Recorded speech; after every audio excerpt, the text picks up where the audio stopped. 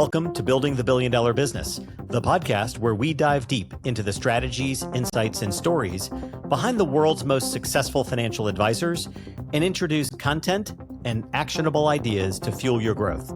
Together, we'll unlock the methods, tactics, and mindset shifts that set the top 1% apart from the rest. I'm Ray Sclafani, and I'll be your host. Have you ever had this thought? Why doesn't my team just do the thing that seems so obvious? I mean, the answer's right there.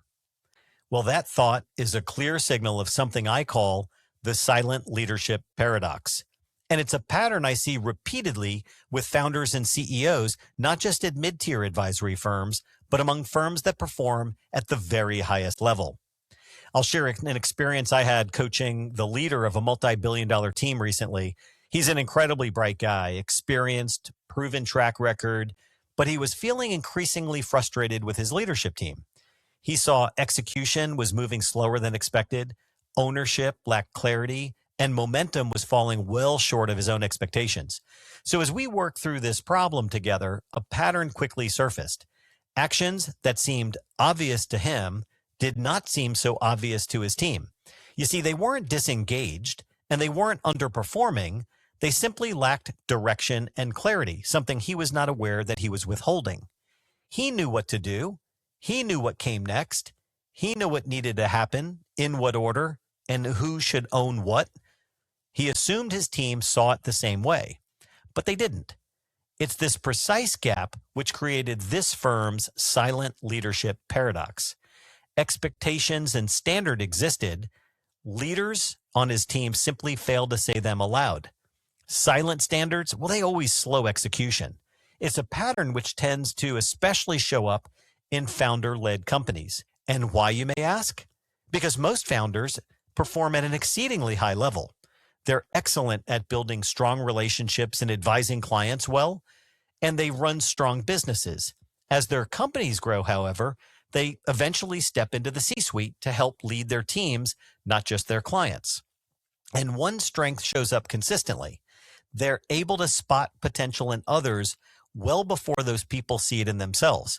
In fact, Robert Dilts writes about this in his book From Coach to Awakener, which is one of my favorite books.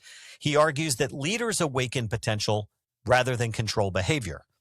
And many founders instinctively lead this way. That instinct is usually right, but the execution can quickly undermine it. The leader already holds the answers. He or she sees the connections. They know which projects matter most and in what order they should receive attention and which individuals on the teams are best suited to own them. But instead of just conveying their vision directly, well, they ask questions, they encourage, and then they wait for the teams to figure it out. Inside, however, they're silently thinking, well, if you just do it this one way, this one thing right now, well, your contribution is going to be enormous. And over time, this silence creates frustration for both parties. The leader believes their team isn't stepping up, and the team feels like their leader has failed to clarify expectations. Both perspectives make sense. In fact, Patrick Lencioni has warned leaders about this dynamic for years. In his book, The Advantage, he reminds us that clarity sits at the top of every leader's responsibilities. Leaders don't achieve leverage through harmony or empowerment theater. They earn it through clarity. And when clarity disappears, teams slow down. Decisions stall, and accountability ultimately turns personal. The leader believes he's empowering people while the team hesitantly guesses. Andy Grove stated it even more directly in high output management. Output, he says, doesn't come from intent. Output comes from clear, well-defined objectives, ownership, and ongoing measurement and adjustment. Leaders create leverage when they define the objective and assign accountability. Your team does not need you to lower the bar. They need you to define the bar. Team members grow when they own real outcomes, when they're empowered to deliver results and hold themselves accountable to a visible scorecard. Execution builds skills and confidence, not the other way around. In fact, Jim Collins reinforces this in Good to Great. Great leaders, he says, place the right people in the right seats and give them a clear scorecard.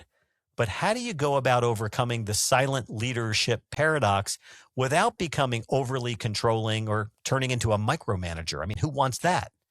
The following 3 steps will provide a roadmap and a few guardrails to help you. So think about this. First, externalize your thinking. Pull the execution plan out of your head. Identify the 5 to 8 outcomes that matter the most this quarter. Assign one owner to each outcome and define what done looks like in plain language. Because if you can't define done, then certainly no one else will be able to. You don't need to document everything, but you do need to remove any ambiguity. The second thing is turn roles into charters, not job descriptions. Define a clear scorecard for each team member, as well as a visible scorecard for the organization, and then review it weekly, same day, same time. Public scorecards make accountability fair, because as soon as ownership and accountability become clear, individuals stop guessing and start executing. The third idea here is match your leadership style to the task. Lead directly at the beginning. State exactly what you see and what you expect. Then, as competence and confidence grow, gradually shift into coach mode. Kim Scott captures this balance well in the book Radical Candor. Care personally, challenge directly, and remember that silence does not equal kindness. Remember, you cannot unlock potential when people lack clarity about which responsibilities they own, and you cannot scale a company when execution depends on what only the founder sees. If someone sits down with your leadership team and asks them what business responsibilities and outcomes they own this quarter, how the success of each will be measured, and what done looks like, if the answer is not categorically a yes, then the issue with your team isn't effort or talent. The issue is clarity.